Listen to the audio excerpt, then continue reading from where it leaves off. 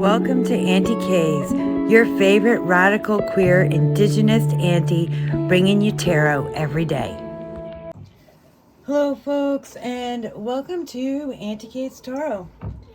I thought as I was preparing what decks I was putting on my table today, freshen it up, as I keep waiting for that one more deck of some decks that I ordered when I was like, I'm buying things from my wish list. I also made another snap decision impulse buy. Like, I am so Gemini, I have two extremes. 80% of the time, I am agonizing over where I actually am going to spend my money under capitalism in a small home. So minimalism is the only way to be functional, especially if your brain is like blah all the time, right? I either agonize over it or just be like, stop agonizing over shit. Boom, snap decision. The snap decision, I didn't even realize was from a creator who I wasn't going to buy from anymore. But okay, so apparently it was only 2 AI decks. It was an experiment as an artist. But man, we're going to have other issues today. What I noticed, because it's a really beautiful deck, it's the Paper Quill Lenormand, was the majority of my decks don't do this. And we are going to talk about what this specifically is. This is the traditional man-woman card. Let's make things less cluttered. This is what we typically have. And it represents the seeker and their person of interest, as I decided to call it the desire. You get a man-woman card. And Rana George gives you an old-fashioned man-woman card and a modern man-woman card. I chose these ones because they stand out, right? Both cases, the woman and the man sits the same way, which means that if you are doing a reading with two women or two men, they're always both facing in the same direction. And it, can create some directional issues. This deck says, hey, it's okay. We gotcha. You can have two women or two men. But you can't have no white people, because then you have you don't. So I chose this. So they face the same direction and they're like, oh, but they're the opposite. And I generally, wouldn't notice in another deck, because I read two things. One, 90% of my clients are heterosexual women. That's 90% of my clients, right? But and then when I have a guy, my system doesn't work if that's where we're going, unless I'm using any of these decks, and then I just don't notice that aspect of my system. So how I read is that the seeker and the desire, right? So say the desire is indeed a person, right? And they want to know if their person, how their person of interest feels about them. So I don't actually want to read this from the seeker's point of view. I want to read it from the desire's point of view. The desire is facing the seeker, right? And the desire sees the seeker as in their past. And when I read this way, when I haven't noticed it not working, because I stick to the direction very specifically. In this deck, there is no directionality in the seeker and the person. No directionality in player 1 and player 2. No directionality in the self and the prayer, the desire. So, you know, this deck worked for me when I was reading for men with it. But for 90% of my clients, I kept having these freeze moments where I was like, they look turned away from each other, but in the way I read, you know, or I had these moments of panic, and so it didn't work for the majority of my clients.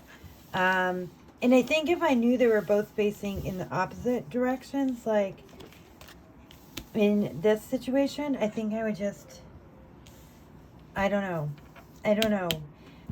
The majority of my decks, the directionality of the seeker and the desire is unimportant. And why has it never bothered me with the Rana George? Because it served 90% of my clients. And I had another deck any other time. It wasn't going to serve one of my clients. So, you know, it was so beautiful. I just bought it right away without really looking what I was buying. But okay, folks. Is that brown person in the shadow in the bushes?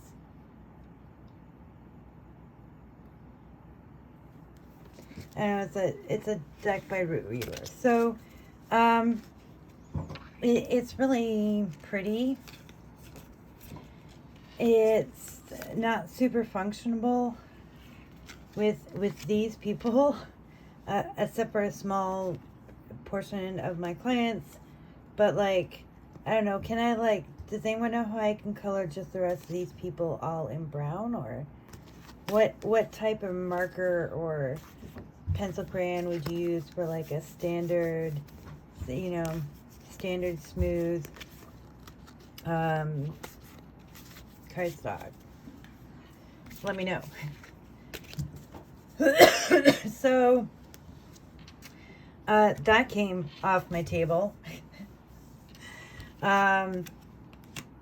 after, yeah, that it's so pretty though. Me. Better bleep that out. It's so pretty, and you know, it just kind of makes me feel disappointed. But I did it because I was like, maybe I'm going to take Rana George off my table, and I'll use like, I'll pull out something else and have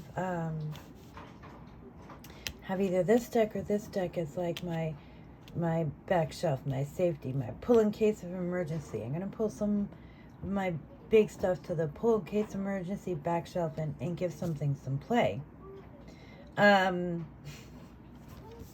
then I was like, crisis moment over like, you know, reading with that deck for the last few days. So, and I realized like I actually almost never use like the back row unless somebody's asking so many questions that I just need like another deck, or it's like that pull in case of emergency, like, oh man, this feels so messy, I need something like super clear.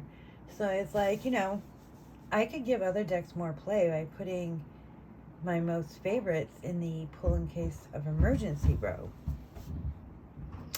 and start really just stocking my back row, not as like the thing I second most want to use, but as like, yeah, where it serves the most purpose.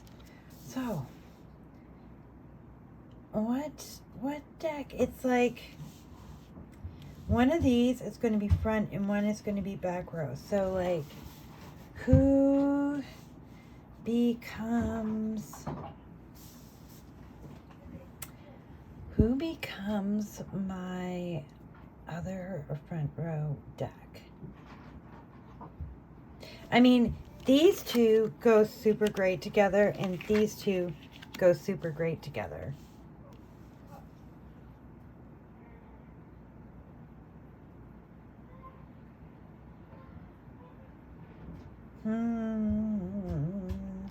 Okay, I'll try this combination next week if I even remember that. You'll be back row and they will be front row.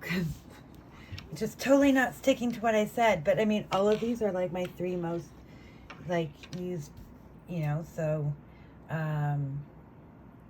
seems like the right choice. That's the right choice. All right, historic moment. I haven't taken the Rana George off my table the whole time, but in light of this, I was like, I'm choosing from these decks. Here we go. In case folks are interested, front row oracle this week is the food, the food tarot. It has been all week.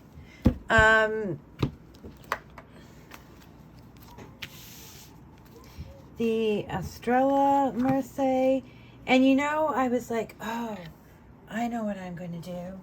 I am going to pair this and the diverse Marseille, because won't that just look great together? I thought.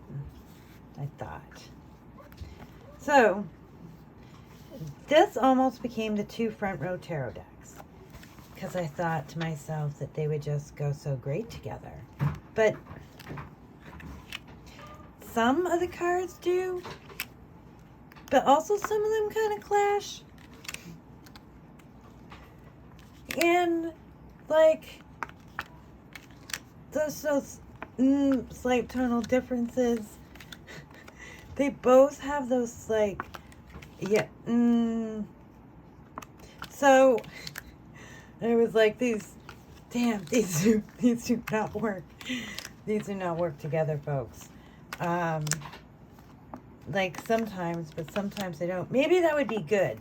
Oh, actually, if I'm reading like on, you know, your person of interest, like relationship with you, and your person of interest relationship with their official partner, like the clash could be, and usually I do a 9-card box for both, but maybe the clash would be really interesting. Oh, everything's upside down. So.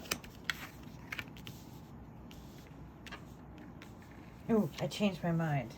Okay, we're going with this to see how they just might scream at each other, because that's mostly when I like use the, you know, 2 decks is doing that, and see, like I like to see what repeats, what's different, what's the same, you know, so that would, I'm going to do that. All right, so this week's front row is the Diverse Marseille, the Estrella Marseille, the Food Tarot, the Lilac Lenormand, the Brown Witch Lenny, the Fortune Cookies just is in its own box on the front, folks. It doesn't move. My backups are going to be, in case of emergency, grab the Reconciliation Truth decks, Marseille Prendre Vie, the Clarity Tarot. I mean, I couldn't put the nope, I'm going to keep the Clarity Tarot there. All right, so that is the moves, folks. What I thought when I looked initially was, but talking it out, I'm sold. We'll see how it works.